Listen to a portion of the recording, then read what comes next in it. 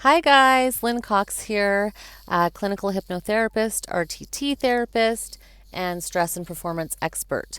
I'm actually just sitting in my car, so I thought I would shoot this video because I wanted to talk about this subject matter today. So I think mostly across the world we've done a change of our clocks that can impact some people's rhythms. I know here in Calgary, we're seeing it get darker and darker earlier. And, a lot of people can sometimes have problems adjusting. But I want to talk about the topic of sleep. So, a lot of people have issues with sleep. The sleep industry, and I'm talking about pharmaceuticals, all different sorts of experts out there, advice, medication, support, ideas, etc. It's a huge industry because a lot of people struggle with sleep. Now, I always preface this with saying I'm not a medical doctor. I'm a clinical hypnotherapist, and I'm also, into martial arts and a yoga instructor. So I do have, certain knowledge of different ways that we can manage things like stress response, anxiety, the physical symptoms that come along with that. And a lot of people who I work with who feel stressed, as they would term it, also have challenges with sleep. So there are so many great kind of functional doctors out there and health and nutrition experts who have all sorts of great advice. I think pretty common ones out there that I fully agree with, around the sleep hygiene thing, like try not to be on your phone, try not to have your phone in the room with you, avoid caffeine by a certain time, take magnesium, do breathing exercises, etc., etc. So we create these whole, kind of set of rules around how to obtain sound sleep. And those are all well and good, but I just want to raise one point. Sleep is a totally natural human function. Now, I would suggest that we don't live in what I would call a natural world. We're not, hunters and gatherers living in rhythm with the cycles. If we were living in rhythm with the cycles of nature, we would be stopping work by the time it started to get dark out, not starting until it got dark out. And yes, I understand very few people would have the luxury to manage their schedule that way. Plus, we do have the stressors of cost of living, challenges with work and business and money. So, yes to all of that.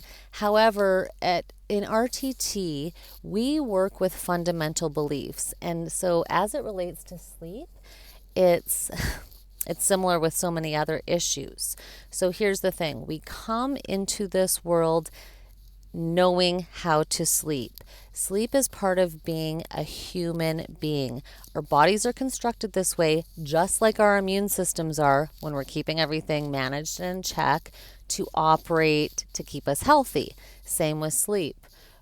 Each and every person is different with how much their particular body requires for that, cellular rejuvenation, regeneration, for all of those functions to happen. I think it's anywhere between 6 to 9 hours.